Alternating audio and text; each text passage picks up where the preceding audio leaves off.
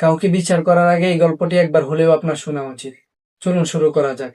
বিখ্যাত একজন আরব ব্যবসায়ী তার ওটের কাফেলা নিয়ে সে মরুভূমি পার হচ্ছিল। মাঝপথে একজন যুবক এসে তার কাছে কাজ চাইল।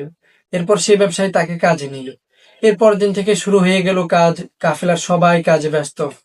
একদিন সেই ব্যবসায়ী লক্ষ্য করে দেখলেন যে কাফেলার সবাই যখন কাজ করে ক্লান্ত হয়ে বিশ্রাম নেয়, তখনও সেই ব্যক্তিটি কাজ করে এবং সে সবার শেষে খাবার খায়। এমনকি সারা রাত জেগে সে ব্যবসায়ীর ওঁট পাহারা দেয়।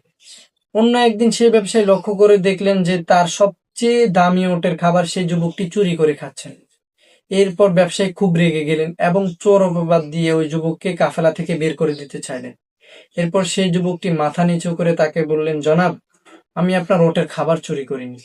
গত 3 দিন ধরে আমি আমার ভাগের খাবার একজন বৃদ্ধ ক্ষুধার্ত লোককে দিয়ে এসেছি। আমি শুধুমাত্র বেঁচে থাকার জন্য ওটের খাবার থেকে কিছু অংশ খাবার খেয়েছি, যাতে সারা রাত জেগে আমি আপনার ওট পাহারা দিতে পারি। এরপর সেই ব্যবসায়ী তার ভুল বুঝতে পারলেন। তিনি বুঝতে পারলেন যাকে সে চোর ভেবেছিল সে আসলে ক্ষুধার্ত ছিল। আমাদের ক্ষেত্রেও এমন। মানুষের ভুলগুলো আমরা খুব দ্রুত দেখি, কিন্তু সে ভুলের পিছনের কারণটা আমরা কখনো খুঁজি না। হয়তো আপনি যাকে অলস ভাবছেন সে আসলে ক্লান্ত। যাকে আপনি মানসিক রোগী ভাবছেন সে আসলে মানসিকভাবে ভাঙা।